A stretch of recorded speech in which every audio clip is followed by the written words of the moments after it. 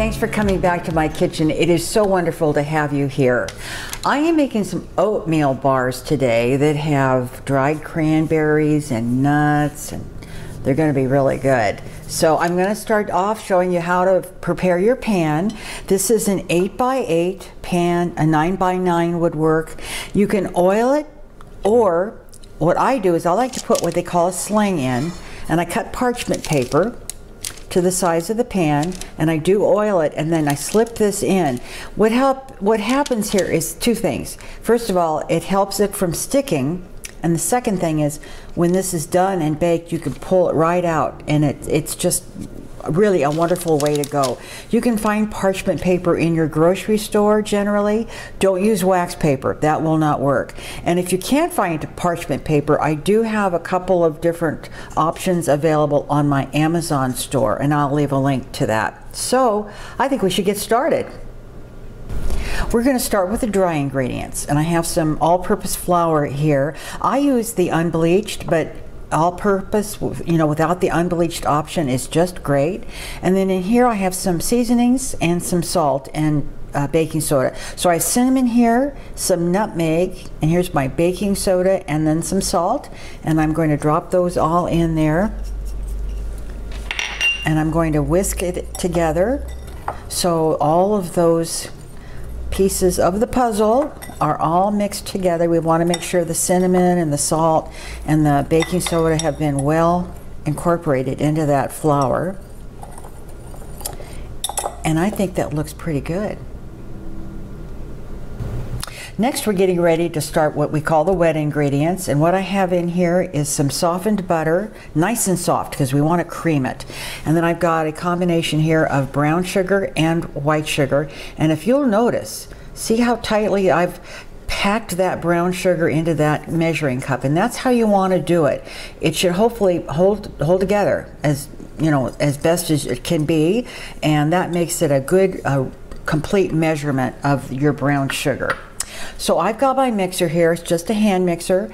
I'm going to cream all this up till it's nice and fluffy, and then we'll be back.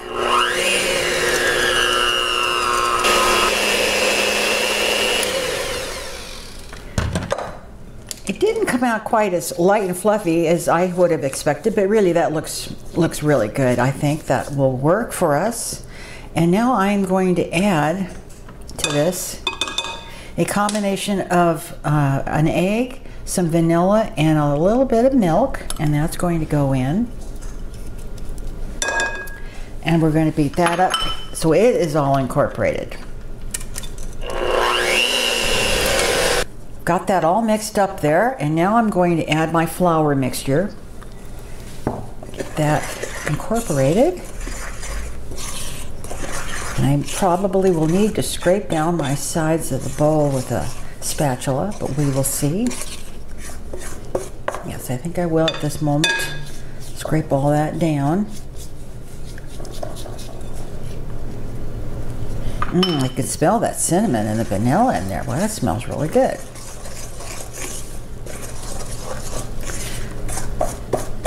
All right, now we're going to start adding lots of good stuff here. We've got the oats. These are rolled oats. You could use quick, you know, the quick cooking, but the rolled oats are always so much better with texture. And we have some chopped pecans. Any nut you have, or you can leave them out. Walnuts would be really good in here, chopped hazelnuts or chopped almonds, but these are pecans today. And one thing I wanted to mention about chopped nuts, when a recipe calls for a half a cup of chopped pecans like this is, you need to chop the nuts first and then measure them. Don't measure the whole nut and then chop it. You get a better and the more accurate chop when you do that first. You chop them and then measure them. And then a little chocolate chip. That's for the cameraman. That's for the director. He loves a little bit of chocolate chip in his stuff. And you could add, instead of the dried cranberries I have here, you could add raisins, you could add chopped dates, anything of the, you know, chopped apricots might be really good in here. Combination of the dried fruits. So as soon as I have this well mixed together, we'll come back. This is really nicely mixed. I did kind of just finish it off like this with the spatula just to make sure all that flour and you know, oats and all had been thoroughly combined with the creamed ingredients. So I'm going to bring in my prepared pan. Remember, we did that a little earlier. And I'm going to pour all of this into that baking pan. It's a nice, really nice looking batter, if you will. Dough, kind of a dough batter. Okay. Actually, I put this here so you can see it a little better without that paper in your way. And we want to really pack this down. I've done granola bars before on in my videos here, and you can find those. I'll leave a link.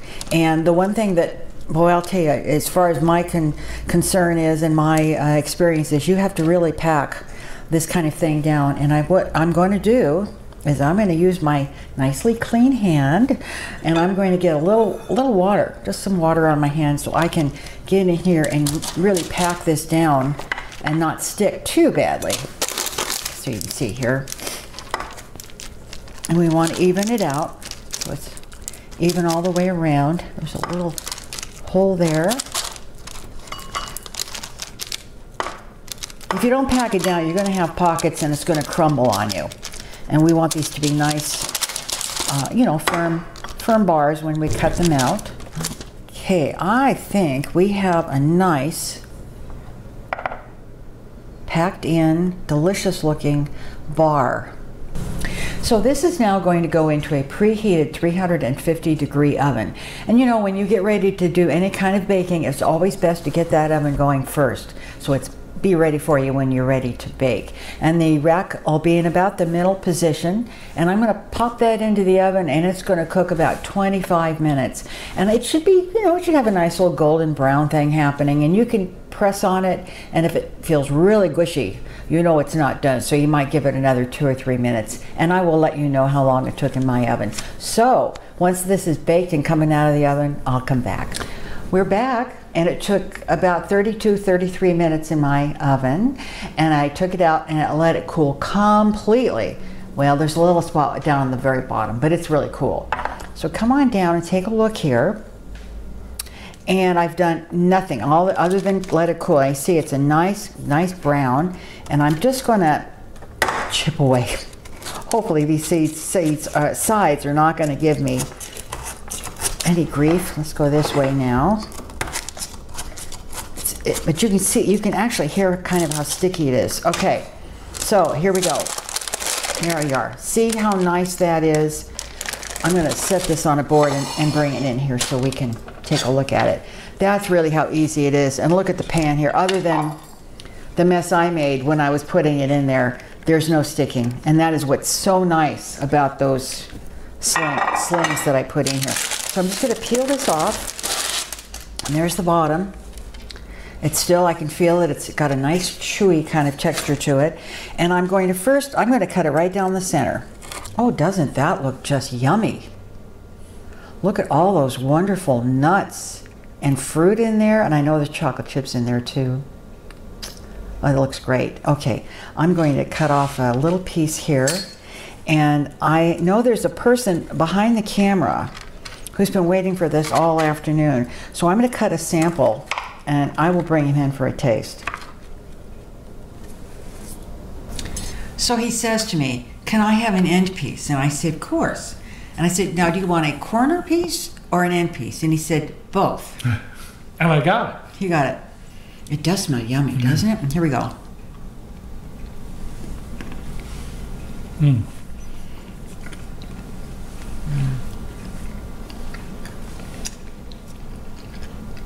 We're talking good. Mm-hmm. Wow. Mm-hmm. Mm-hmm. We're talking yummy. Mm-hmm. It's so packed. It's dense. I mean, it's packed with all kinds of stuff. That's really good. Mm. You're happy. I'm happy. You know what's neat? Now, my fingers have got chocolate all over them. Is that there's just enough chocolate chips in there. Mm-hmm. You know, you taste the cranberries, of course, because that's the predominant dry fruit, right? But you taste that chocolate coming coming whining its way through those bars. This is screaming for a cup of coffee. He said, I'm going to have a cup of coffee. And I said, if you wait long enough so we can taste this on camera and it's ready to eat, yes, you can have some with a cup of coffee. So that's where he's going. That's what I'm going to do. It's delicious. It is delicious. And I really hope that you'll try it. It's good. Yeah. And these will be really great wrapped up. I'm going to wrap them up, put them in the freezer. And, you know, he especially loves a cup of coffee in the afternoon or a snack in the morning. And this is the kind of thing he really digs. So that's what we'll do with these. All right, friends, thank you so much for coming by. We are so happy that you walk into my kitchen when I'm cooking. Make these. They're really good. Do bake these. I'll leave the recipe down below in that description box, ingredients and instructions. And I know if I can do this, you can do this. Take care. Bye-bye. Bye.